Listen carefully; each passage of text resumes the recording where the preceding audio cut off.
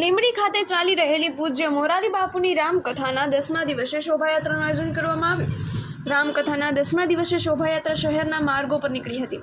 લીંબડી ખાતે ચાલી રહેલી પૂજ્ય મોરારી બાપુની રામકથા રહેલી છે, ત્યારે કથાના 10મા દિવસે અને ભગવાન ચત્રભુજરાયજી બિરાજમાન થવાના છે, ત્યારે ભવ્ય શોભાયાત્રા લીંબડી શહેરના માર્ગો ગ્રીન ચોક, રાજકવિ ચોક, શાક માર્કેટ, ભલગામડા ગેટ, અઢી આકડી મેરડી માતા મંદિર રોડ થઈ અંકેવાડિયા રોડ ઉપર કથા સ્થળ ઉપર પહોંચી હતી।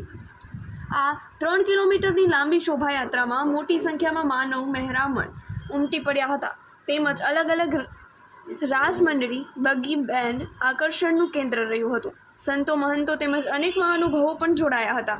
લીંબડી ખાતે ભવ્ય શોભાયાત્રામાં નિંબાર્કાચાર્ય શ્રીજી મહારાજ, શ્યામ શરણજી તથા સૌરાષ્ટ્ર નિંબાર્ક પીઠના 1008 શ્રી લલિત કિશોર શરણજી તથા કિરીટસિંહજી રાણા, પૂર્વ મંત્રી જગદીશભાઈ મકવાણા, દંડક ગુજરાત વિધાનસભા તથા રઘુભાઈ પટેલ નગરપાલિકા પ્રમુખ તથા મુકેશભાઈ શેઠ લીંબડી બીજેપી પ્રમુખ તથા ઉત્પલભાઈ શાહ તથા વેપારી એસોસિએશન તથા દરેક જ્ઞાતિ આગેવાનો તથા ધર્મપ્રેમી જનતા જોડાયા। હિતેશ શાહ, પિનાકિન ખાખી।